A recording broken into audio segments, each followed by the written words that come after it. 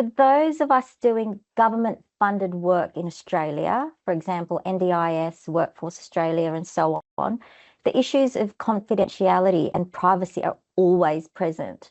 What advice would you give to organisations wishing to mitigate the risk and enhance the confidence of our funders who will assume we are using AI to do our business at different levels?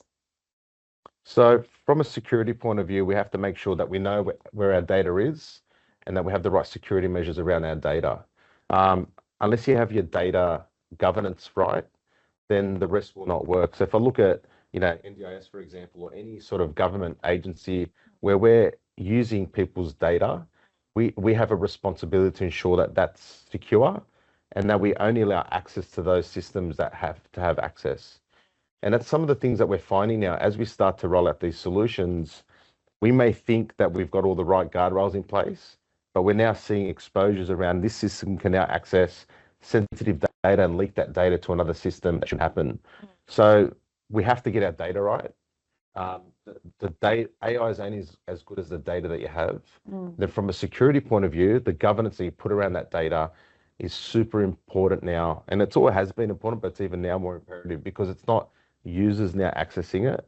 It's system to system to system. We may integrate from another system, from another government agency. We may be pulling data from another source here. These systems, a lot of them are open and have access to that. So that's just, one of the things that we have to be considerate around. So do you think then it's really making sure that you've got that lens when you're looking at it to begin with, so that you're not exposing a wide array of information? Absolutely. So visibility is key in this area. Once you have visibility, then you can put the right controls in place, then you can set the right policies.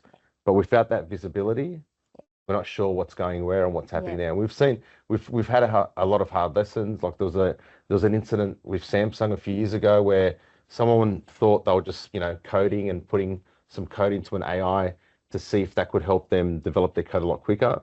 They didn't realize once that code went into the AI system, then it's exposed to everyone. Same as our data. We may think, I'm putting Chris's data into a system just to find out what's his background or what's his history on something, not thinking about, okay, well, if Chris has a certain challenge or issue, is that exposure right or wrong? And that's the part that we need to ascertain. So that's where, again, it's a learning that we're going through, but I think having the right governance and the right frameworks in place is super important, but also culturally, we have to have the same mindset across the organizations as well. Yeah.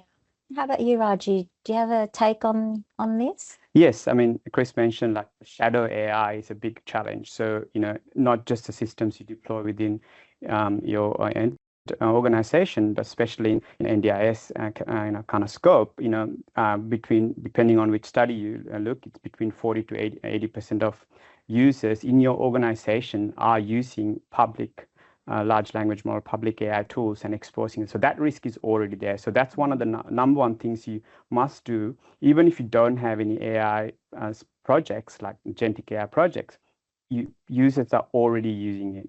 So that is number one. The other aspect is if you are looking at data and you are using that data to do your day-to-day business, you must have human in the loop, which is human review process, especially when it's involved in decision making, especially when it's involved in very vulnerable, customers.